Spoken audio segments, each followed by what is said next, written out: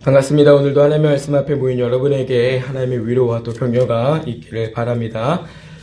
먼저 제가 지난 주간에 자가격리 때문에 함께하지 못했는데요. 이로 인해서 우리 성도님들이 적잖은 불편과 또 어려움을 경험하신 것에 대해서 진심으로 사과의 말씀을 드립니다. 출근하려고 이제 자가키트를 했더니 양성이 나와서 저도 얼마나 많이 속상했는지 모릅니다. 참 잘못 나온 것이기를 기대하면서 또 병원을 갔는데 또 병원에서도 바로 이제 격리를 해야 한다라고 해서 너무너무 많이 속상했던 한 주였습니다만은 어쨌든 여러분들이 많이 또 기도해 주시고 또 격리 생활 중에 있는 저를 또 많이 염려하셔서 또 기도도 해 주시고 또 필요한 것들도 또 후원을 또 해 주셔서 우리 성도님들 덕분에 제가 잘 회복하고 돌아왔습니다. 일단 하나님께 감사드리고요. 또 우리 목사님께서 격리 중이신 관계로 오늘은 제가 대신 말씀을 전합니다. 목사님께서는 내일까지 이제 격리하시고 금요일에는 이제 복귀를 하시는데요. 우리 성도님들이 목사님 위해서도 많이 기도해 주시고 또 오늘까지 여러분의 자리를 잘 지켜서 우리 교회가 안전하게 또 흔들림 없이 올 수 있도록 이렇게 도와주신 거 너무너무 감사드립니다. 오늘 우리는 함께 읽은 말씀을 중심으로 날마다 새로워지는 속사람이라고 하는 말씀을 가지고 하나님의 말씀을 함께 상고하고자 합니다. 우리가 읽은 고린도후서는 이 사도 바울이 고린도 교회를 향해 쓴 서신입니다. 일전에 고린도 교회에 먼저 편지를 했던 사도 바울이지만 여전히 그들 안에 있는 이단적이고 또 음란한 도전들에 대한 문제가 여전히 있었기 때문에 사도는 이 편지를 써서 다시 한번 그들을 다독이고 또 그 문제들을 처리해야만 했습니다.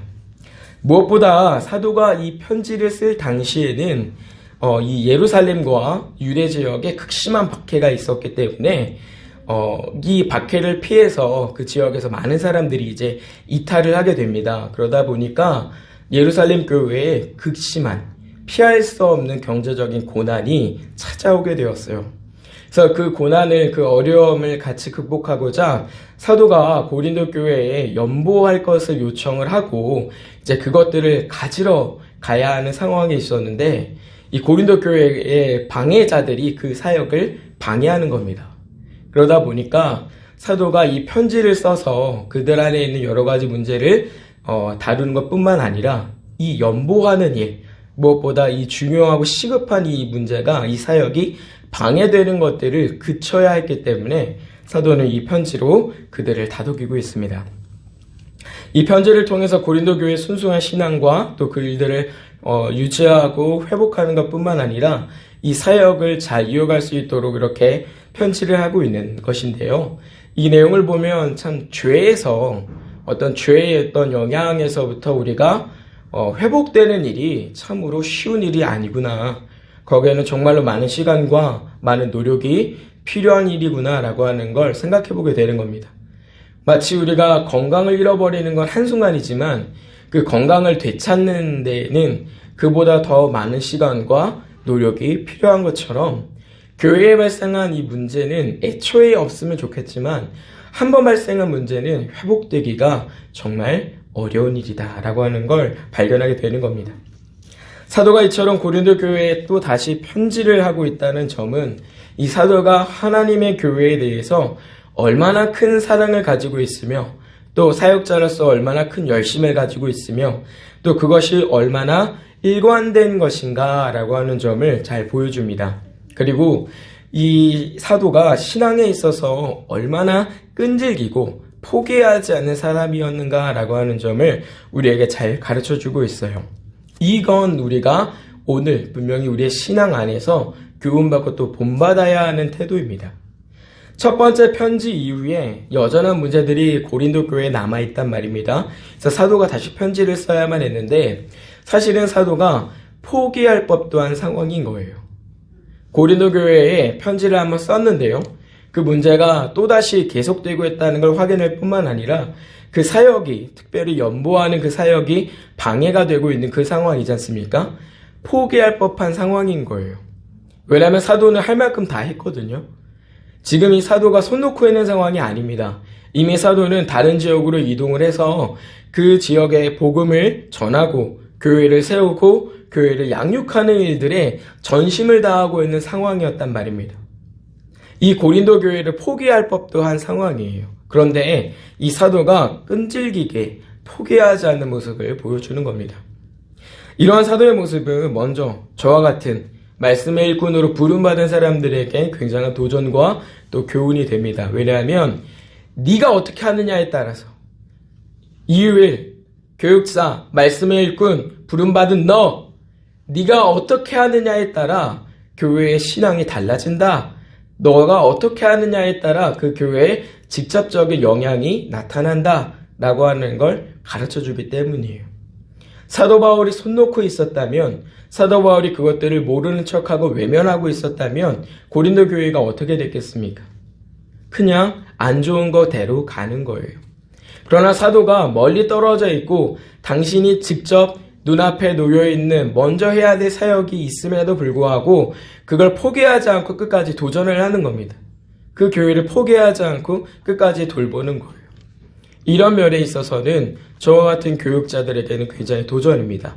사역을 임할 때 어떤 태도를 임해야 하는가, 어떻게 하는 것이 하나님이 원하시는 것인가 라고 하는 점을 가르쳐주기 때문이에요. 그냥 말씀의 일꾼으로 부름받았고 교회 교육자로 세움받았고 다른 교육자로 있고 그렇게 있으니까 나는 신앙생활 잘하고 있고 우리 성도들은 뭐 잘 하시겠지, 난 내가 할 것만 좀 하고 그럼 되겠지, 존중받고 사랑받는 것만 하고 그러는 게 아니란 말입니다. 그러라고 그 자리에 부르신 게 아니란 말이죠.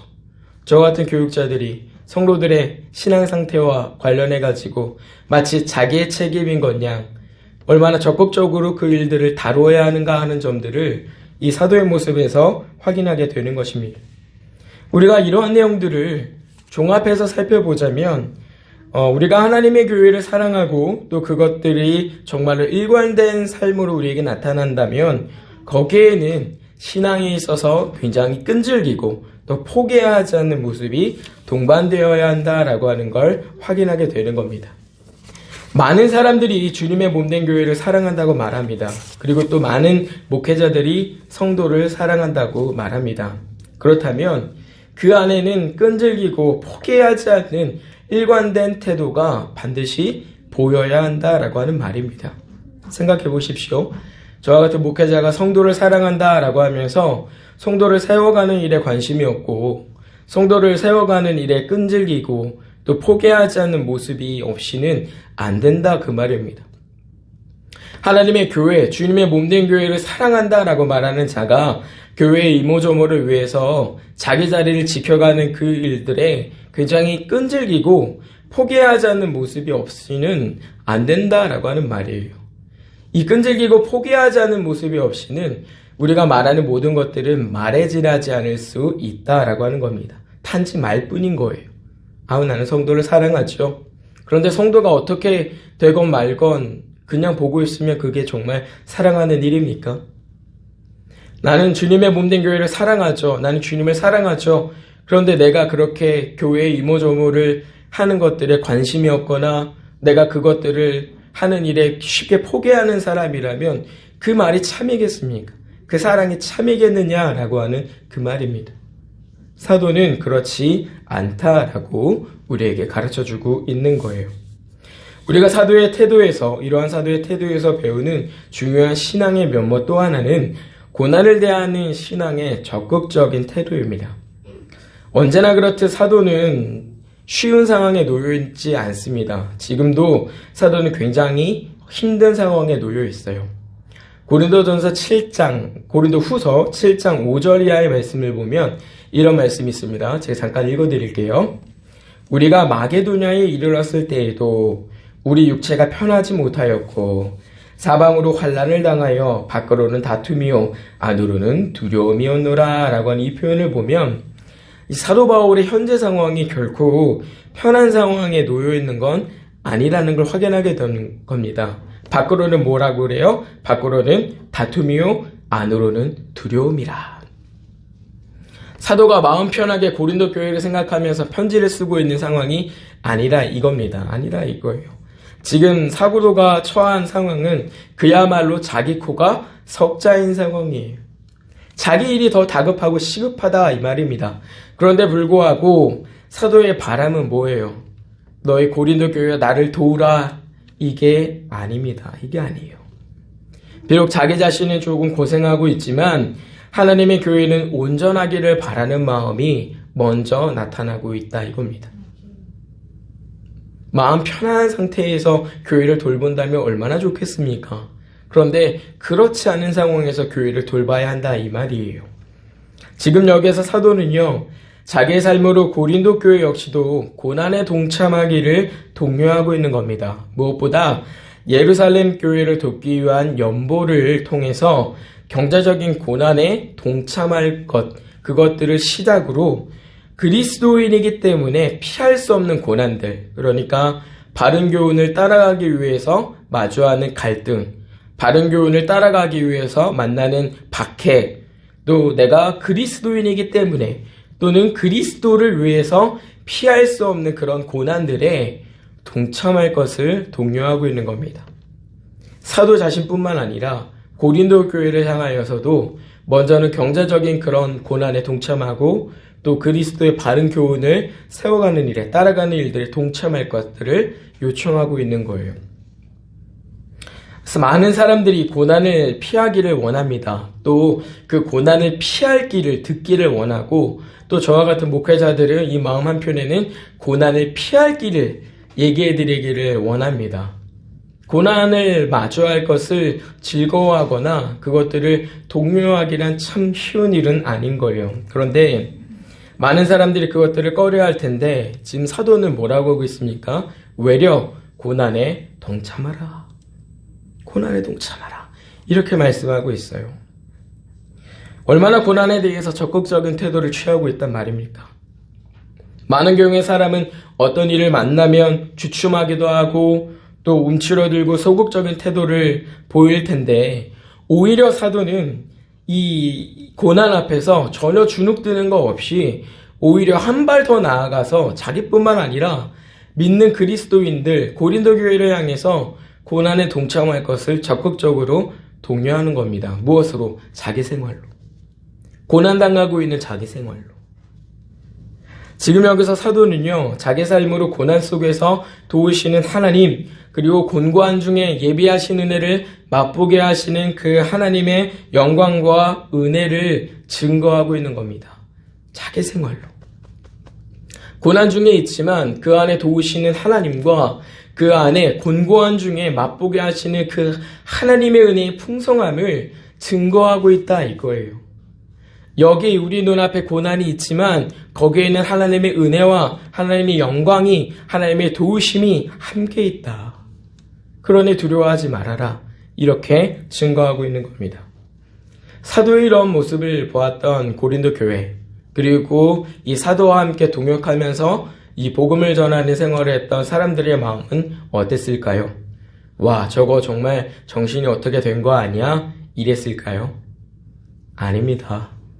어떤 용기가 마음에서부터 스멀스멀 피어나는 겁니다. 사도의 삶을 통해서 확증되는 이 하나님의 은혜는 그들 가운데 말할 수 없는 용기를 불러 일으켜내는 것이에요. 그렇기 때문에 이 고린도 교회가 나중에 어떻게 되는 겁니까? 연보하는 일에 끝까지 동참을 하고 잘못된 일을 걷어내는 일들에 끝까지 힘을 써 가는 겁니다. 이 복음을 전하면서 박해를 받았던 사도뿐만 아니라 함께 다녔던 그 많은 전도자들이 그 전도하는 일들을 포기하지 않고 결국엔 주님의 말씀이 이르기를 위하여 이 땅 끝까지 자기들의 발을 움직이고 자기들의 수고를 아끼지 아니하고 자기들의 피 흘림을 무서워하지 아니하여 끝까지 그 일들을 감당해내는 겁니다. 오늘 이러한 사도의 태도는요, 혹은 이러한 사도의 마음은 분명 오늘의 우리의 그것과는 굉장히 차이가 많이 있어 보이는 게 사실입니다. 말하기가 참 부끄러운 일이지만 오늘 우리가 처한 현실 속에서는 사실은 이런 모습을 찾아보기가 참 어렵습니다. 심지어 본인이 이제 속한 교회가 어떻게 되든 말든 관심 없는 사람들도 사실은 너무 많이 있고요. 또 조금 나은 형편에 있는 사람이라면 자기가 속한 교회가 부흥하고 성장하기를 기대하지만 근데 우리 교회 말고, 내가 속한 이 교회 말고 다른 교회는 관심이 없어요. 그러든지 말든지, 지지든지 볶든지 말든지, 무너지든지 욕먹든지. 조금 더 나은 상황이라면 이 교회를 걱정할 뿐만 아니라 내가 속한 교회는 아니지만 그리스도의 몸된 교회를 염려하면서 그것들을 함께 고민하면서 기도하고 때로는 아파하고 그렇게 같이 잘 되는 것들을 기뻐하고 감사하는 그런 사람들도 있기는 합니다. 그런데 굉장히 작은 숫자예요. 작은 숫자예요. 또한 그리스도 예수의 복음을 자기 삶으로 확증하려고 하는 성도들도 사실은 그렇게 많지 않은 겁니다. 실제로 우리가 이제 절대적이라고 말할 수는 없지만 많은 그리스도인들이 당한 고난 앞에서 이 말할 수 없는 하나님의 어떤 뜻을 발견하기 위해서 몸부림치거나 또 그 고난 속에 하나님을 만나기 위해서 아주 간절히 기도하거나 아니면 이런 고난을 견뎌내서 하나님 앞에 영광이 되기를 원하거나 아니면 그 은혜를 증거하고자 하는 그런 성도들은 그렇게 많지 않은 겁니다. 무슨 일 생기면 가장 먼저 피하는 게 뭐예요? 이 예배 자리를 먼저 떠나는 거예요. 무슨 일만 생기면 예배 자리를 먼저 피하는 겁니다. 예수를 가까이 하는 게 아니고요. 하나님을 가까이 찾는 게 아니고요. 거길 먼저 떠나요. 이런 일들을 보면 이 사도의 모습은 우리에게 참으로 부끄러움이 많이 있는 것입니다. 심지어 어떤 사람들은요, 자기 자신이 자초한 고난임에도 불구하고 내가 잘못해서 일어난 문제란 말이에요. 내가 자초한 일이란 말이에요. 그런데도 불구하고 불평하고 믿지 않는 사람들처럼 예수님을 멀리해요. 내가 한 일인데, 나 때문에 당하는 일인데. 참 어리석은 문제들이 많이 있는데 이 사도의 태도와는 너무 거리가 많이 있다 이겁니다.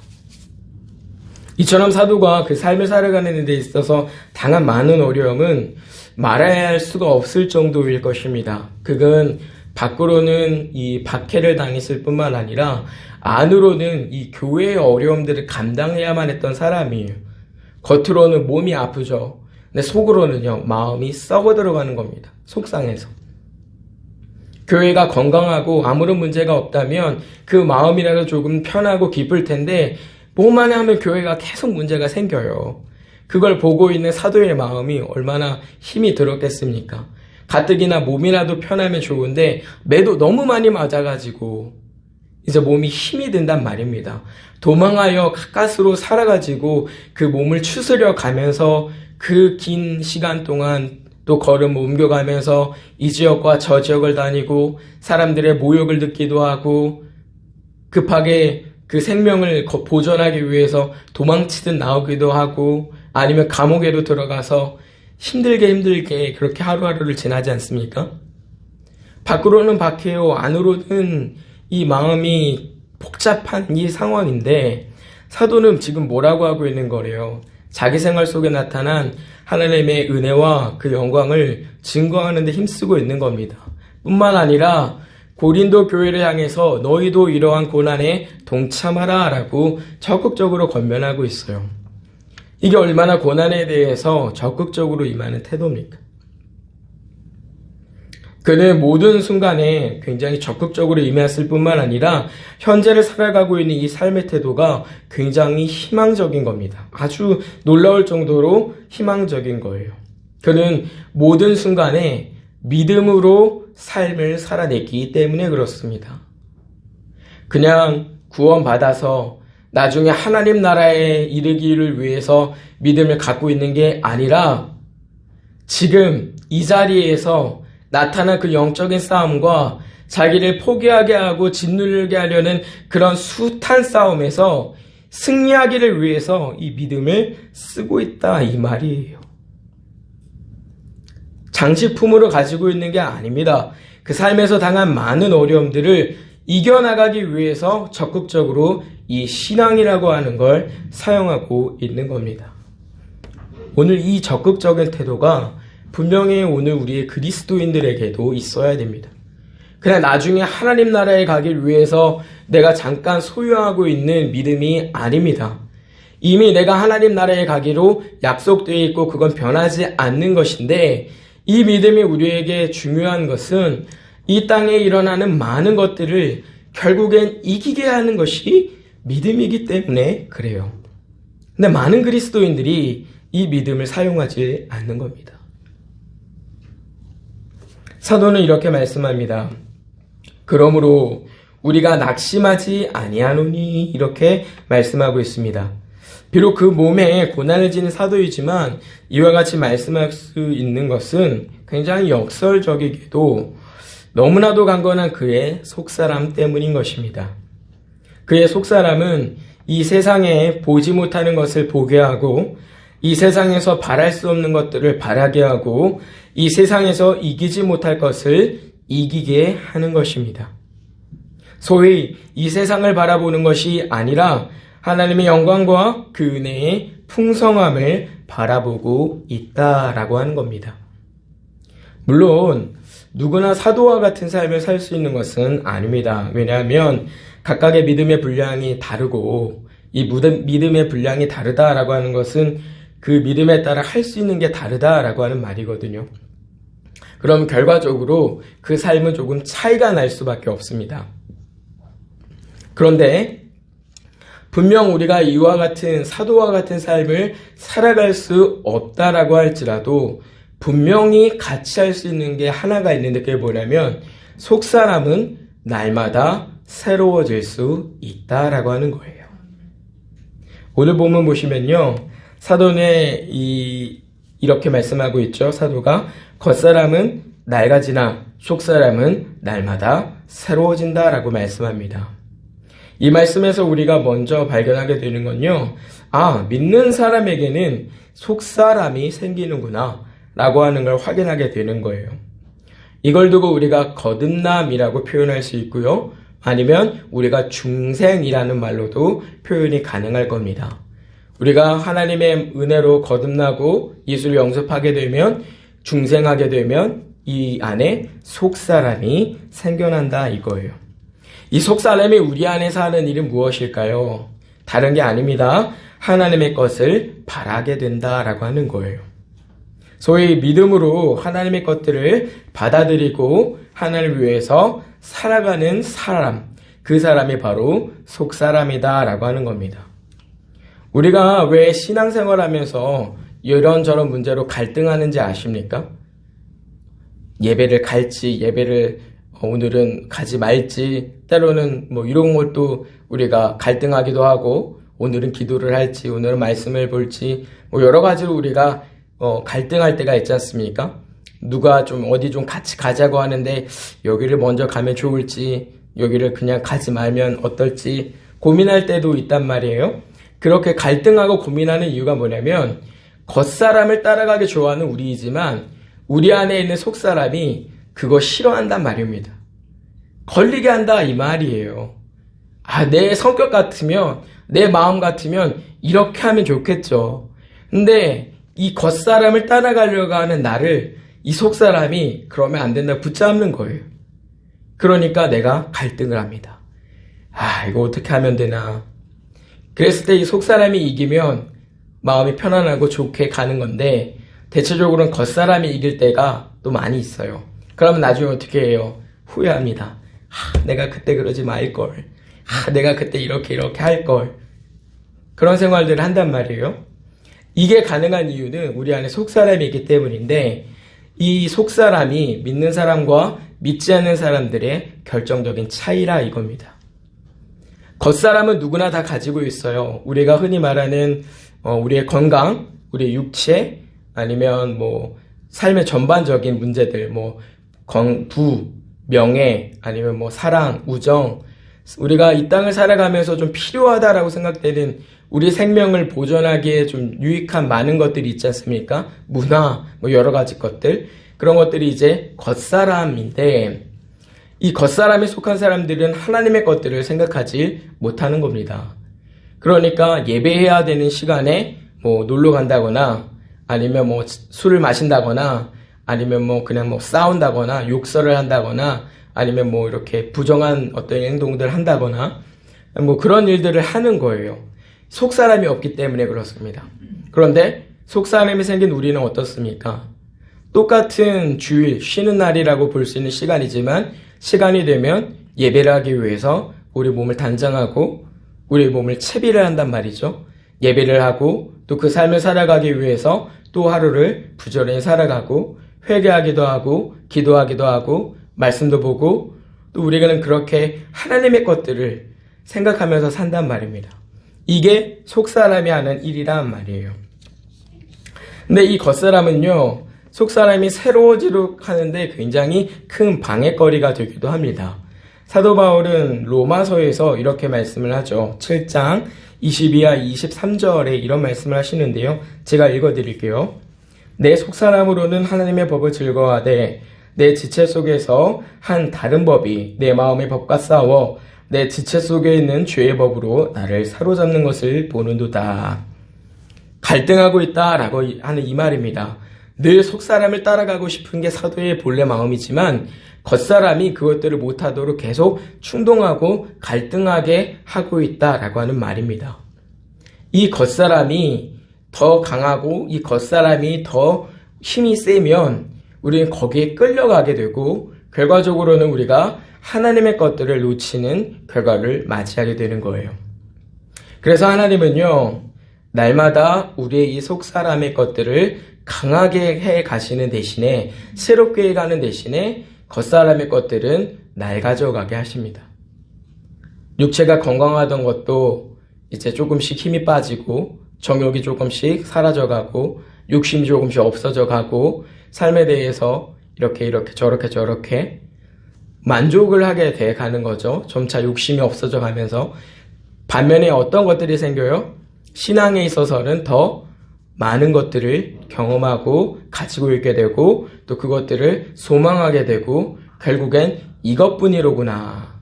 지금 나한테는 이거밖에 없구나라고 하는 것들을 확인해가는 과정을 살아가게 된다 이겁니다. 하나님은 우리가 날마다 이 속사람이 강해지기를 바라시기 때문에 이 겉사람의 것들을 날마다 조금씩 없애 가시는 대신에 없어지게 해 가시는 대신에 속사람의 것들을 계속 새로워지게 하신다라고 하는 겁니다. 그런데 우리가 주의할 것이 있어요. 이 속사람이 그냥 새로워지는 건 아니라 이 말입니다. 한 예가 우리가 신앙생활을 오래 하셨지만 이 신앙의 면모가 변하지 않는 분들 보지 않습니까? 그런 걸 보면 우리가 확인할 수 있어요. 신앙생활 오래 했다고 속사람이 건강해지고 속사람이 강해지고 속사람이 새로워지는 것은 아니라 본문에서 속사람은 날로 새로워진다고 말씀하는데요. 그래서 우리가 중요하게 생각할 부분이 있는 겁니다. 뭐냐면 이 속사람의 새로워짐이 단회적인 사건이 아니다라고 하는 점이에요. 오늘 우리가 속사람이 새로워졌으면 내일 안 새로워져도 될까요? 아니죠. 오늘보다 더 나은 속사람으로 내일도 새로워져야 된다 이겁니다. 내가 예수 그리스도를 처음 믿고 영접했어요. 그 상태 그대로를 유지하는 게 좋은 건 아니라 이 말이에요. 그 속사람이 이제 생겨난 그 속사람이 날마다 장성하여지기를 위해서 우리도 나름대로 노력들을 해야 된다 이겁니다. 그런데 여기서 새로워진다라고 할 때 이 표현을 직역을 해보면요. 우리가 새로워지고 싶다고 새로워지는 게 아니라는 걸 알게 돼요. 왜냐면 이 새로워진다라고 표현할 때 이걸 직역을 하면은요. 새롭게 되어지고 있다라고 하는 수동적인 의미의 변화를 말합니다. 그러니까 내가 바꾸고 싶다고 바꾸는 게 아니라 하나님이 내 안에서 나를 바꿔가신다라고 하는 말이에요. 날마다 나를 바꿔가신다라고 하는 말이에요. 그래서 이 변화는요, 구체적으로 죄에 대해서 알아가고 죄를 미워하게 되고 삶에서 마주하는 고난이나 아니면 삶에서 마주하는 환희의 순간들을 경험을 하면서 하나님의 섭리를 알게 됩니다. 그러면서 나 자신이 하나님 앞에 겸손하여지게 되고 또 이 믿음이 때로는 굉장히 강해져서 담대함을 얻기도 하죠. 어려운 일을 만났을 때는 두렵지 않습니까? 그랬을 때는 내 힘으로 되는 거 아니구나 라고 하면서 겸손해지고 또 그 어려운 일들을 넘어가고 또 환희를 만나게 될 때는 다음에 만난 어려움에 대해서 담대해지는 겁니다. 하나님이 이번에도 나를 이기게 하실 거야. 그렇게 우리가 다듬어져 가는 거죠. 또 매일의 기도와 예배와 말씀 묵상을 통해서 하나님에 대해서 더 많이 알아가고 그걸 통해서 자기의 부족함을 깨달을 뿐만 아니라 하나님의 선하시고 온전하시고 기뻐하신 뜻이 무엇인지를 분별하게 변해가는 겁니다. 이건 내가 바꾸고 싶다고 되는 게 아니라 하나님이 성령님이 우리 안에서 그렇게 바꿔주실 때 가능한 일인데 문제는 하나님이 이렇게 우리를 바꿔가시려고 하는데도 불구하고 거절하는 일들이 있어요. 예배를 해야 될 때 예배 안 하죠. 기도해야 될 때 기도 안 하죠. 말씀을 배우고 또 그것들을 잘 정리를 해야 되는데 그거 하지 않죠. 그러면 성령님은 우리 안에서 계속 바꾸려고 마음을 주시고 이렇게 힘을 주시고 여러 가지 기회를 주시고 하시는데 안 바뀐다 이겁니다. 왜요? 내가 거절하고 있으니까. 대체적으로 신앙생활 오래 하셨지만 이 믿음이 이 속사람의 변모가 뚜렷하지 않거나 미비하시다라고 한다면 거의 열의 9은 거절하고 있는 상태일 가능성이 굉장히 큰 겁니다. 기도하지 않죠. 말씀을 듣거나 보지 않죠. 회개하지 않죠. 죄가 무엇인지 그것들을 알고 싶지 않죠. 하나님에 대해서 궁금해하지 않죠. 하나님의 뜻은 무엇인지 고민하지 않죠. 대체적으로 그러한 상태에 빠져있을 가능성이 매우 커요. 그냥 시간 됐으니까 예배하러 왔다가 예배가 다 마쳐지면 성도들이랑 그냥 좀 오붓하게 좀 있다가 만족하고 또 가고 그런 상태가 계속 반복되고 머물러 있으면 신앙의 변모는 있을 수는 없다라고 하는 겁니다. 하나님은 자꾸 말씀 앞으로 우리를 부르시고 우리를 바꾸시기를 위해서 그렇게 우리를 가까이 오라고 매일같이 우리를 매 주일마다 우리를 그렇게 부르시는데 정작 거기에는 관심이 없으면 속사람은 바꾸려고 해도 바꿔지지 않을 때가 있다라고 하는 겁니다. 우리가 이 속사람의 변화들을 주목해야 될 중요한 이유는요. 이 일들이 우리에게는 매우 중요한 일이기 때문에 그렇습니다. 왜냐면 우리가 이 속사람이 강하지 않으면 아까도 말씀드렸지만 겉사람에 끌려갈 가능성이 매우 크고 또 우리는 이 땅에서 하나님의 뜻을 분별할 수 없는 상태로 머물 가능성이 매우 크기 때문에 그렇습니다. 그래서 우리는 이 속사람을 강하게 하기 위해서 하나님의 말씀을 듣는 것이고 때로는 교리를 배우는 것이고 또 하나님을 찬양하고 또 예배하면서 우리의 변화를 이루시는 하나님을 따라 우리 자신을 바꿔가는 것입니다. 그게 우리 속사람의 변화라 말이에요. 근데 이 변화는 한 번 되는 것이 아니라 매일 계속되고 있다라고 하는 겁니다. 언제까지? 우리가 하나님 앞에 다시 설 때까지. 우리 주 예수 그리스도가 다시 이 땅에 오실 때까지. 이걸 두고서 우리가 뭐라고 얘기를 하냐면 성화라고 불러요. 성화. 앞서서 말씀드렸지만 이 믿는 자들의 모두가 그러한 변화를 경험하는 것은 아닙니다. 그렇기 때문에 우리가 하나님의 은혜를 구해야 되고 우리가 그 하나님의 은혜를 구할 뿐만 아니라 내가 나를 바꿔가시려는 하나님의 의도를 알아서 나를 잘 바꿔가는 일들에 순종할 필요가 있는 거죠. 우리 속사람은 과연 어떻습니까? 점검해 볼 때가 됐다 이 말입니다. 여러분의 속사람은 어떻게 많이 변하셨습니까? 어제에 비해서 오늘 또 어떤 변화를 이루고 계십니까? 지난 주일에 비해서 오늘 여러분의 속사람은 어떤 변화를 가지고 계십니까? 많은 경우에 이 속사람의 변화를 놓칠 때가 있어요. 놓치면 안 됩니다. 우리가 이 속사람의 변화를 놓치다 보니까 내 변화인데 이것들을 놓치다 보니까 어떤 일을 기대하냐면요. 나는 안 변하지만 여기 내 주변에 있는 사람들이 변했으면 좋겠다. 이런 마음을 가질 때가 정말 많아요. 특히 저와 같은 목회자들 자신이 변할 생각은 사실은 잘 안 합니다. 잘하고 있고 문제가 없다고 생각하는 경우가 사실은 많아요. 그래서 어떤 문제에 빠지냐면 나의 변화가 없이 성도들이 바뀌면 좋겠다. 기다리고 있어요.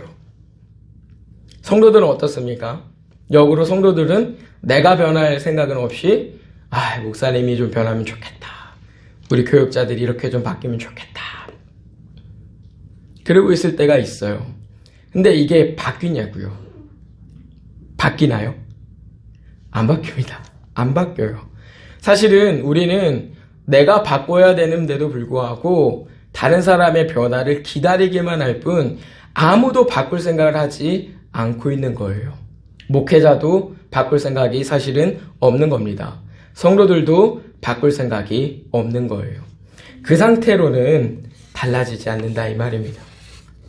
다시 말해서 내가 변해야 바뀌는 것이 우리의 모습이라, 우리의 신앙이라 라고 하는 점을 여러분이 잘 기억을 하셔야 한다 이 말이에요.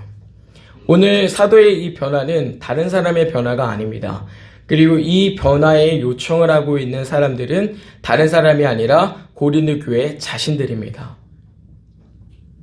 하나님의 우리에게 기대하시는 변화는 우리 모두가 그렇게 바뀌는 것이긴 하지만 그 안에는 먼저 내가 바뀌기를 기다리시는 거예요. 내가 바뀌기를 위해서 여러 가지 것들을 경험하게 하시고 알게 하시고 그것들을 살게 하시는 거죠. 우리 교회가 강성해지기를 우리는 기도합니다. 또 그렇게 되기를 진심으로 바랍니다. 그러면 목회자로서는 성도를 그렇게 할 수 있게끔 바꿔야 되는 거예요. 뭐라도 바꿔야 되는 거예요, 나를.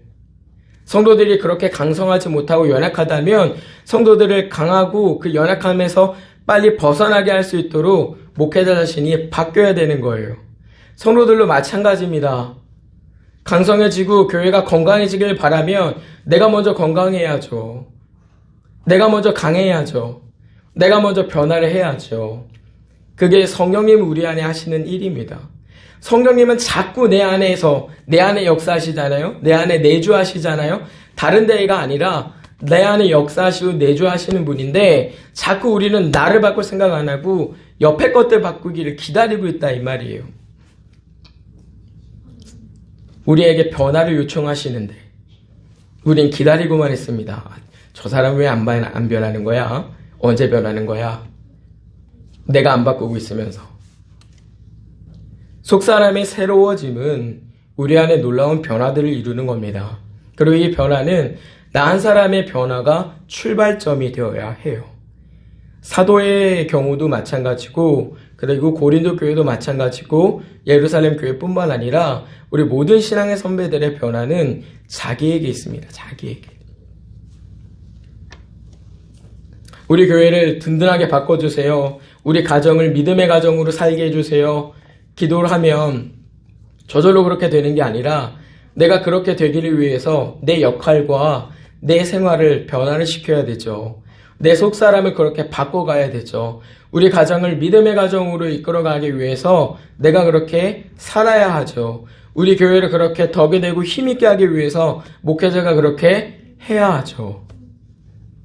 기도하면 우리는 개인적으로 먼저 도전하고 그 일들을 변화를 경험을 해야 된다라는 이 말씀을 드리는 겁니다. 사랑하는 성도님들, 오늘 말씀으로 우리는 두 가지를 교훈받을 수 있을 것 같습니다. 먼저는요, 적극적으로 믿음을 사용해야 한다라고 하는 이 말입니다.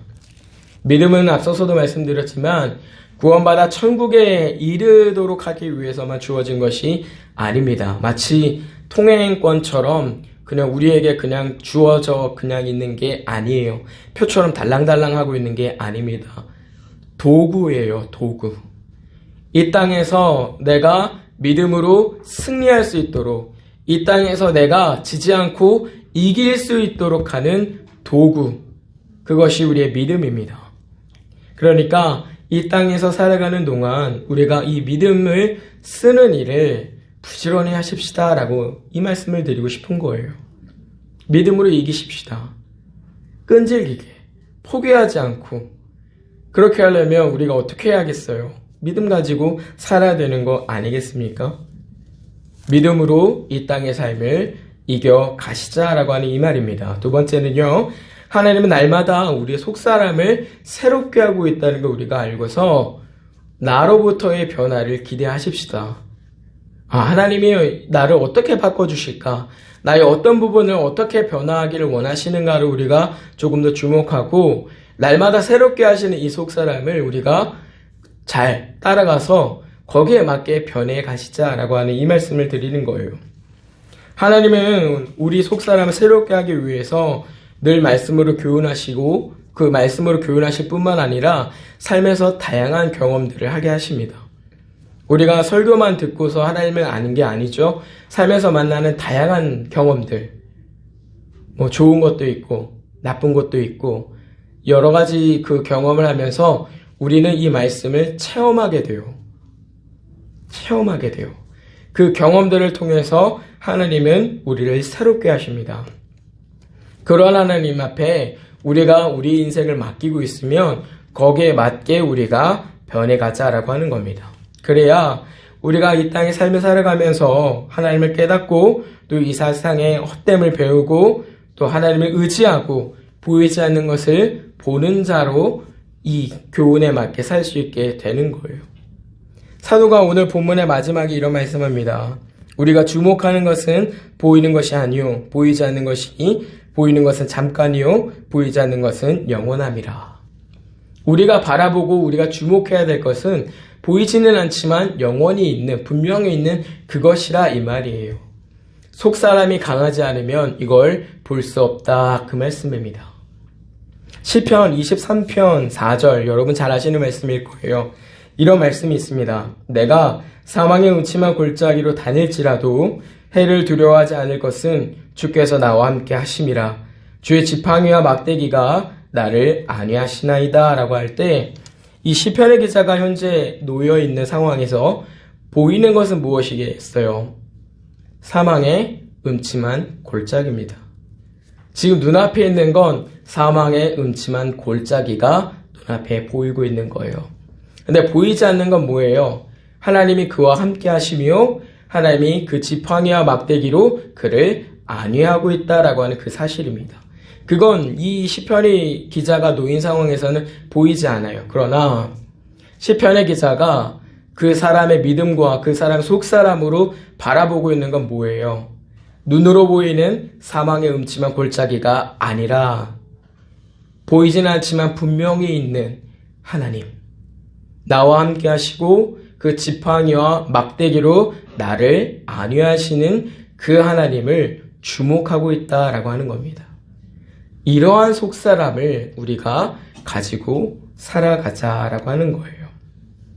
이렇게 하나님께서 우리 속사람을 새롭게 하실 때에 그 변화의 출발에 나 자신이 먼저 있기를 기도하시고 또 이러한 속사람의 변화가 우리 모두에게 있기를 진심으로 기대하는 것입니다. 날마다 이런 은혜로운 변화 속에서 살아가는 저와 여러분이 되시기를 주님의 이름으로 부탁을 드립니다. 날마다 우리 속사람을 새롭게 하시는 하나님의 은혜에 감사드립니다. 하나님께서 우리에게 믿음을 주셨으니 그 믿음을 적극적으로 사용함으로 이 땅에서 승리하는 성도들이 되게 하시고 하나님께서 우리의 속사람을 새롭게 하실 때에 내가 먼저 변화되는 교회가 되게 하여 주시옵소서. 우리가 비록 이 땅을 살아가고 있지만 이 시대에 한시적이고 물질적인 것을 주목하여 살지 않게 하시고 영원하고 분명한 하나님 나라의 것들을 주목하여 보는 속사람을 가지고 살게 하옵소서. 날마다 우리의 속사람을 강하게 하시며 날마다 우리의 속사람을 빚어가시는 하나님, 우리가 그 손길에 잘 빚어져 살아가는 교회가 되게 하시며 하나님의 은혜를 우리의 삶으로 증거하게 하옵소서. 감사드리며 예수님 이름으로 간절히 기도드리옵나이다. 아멘.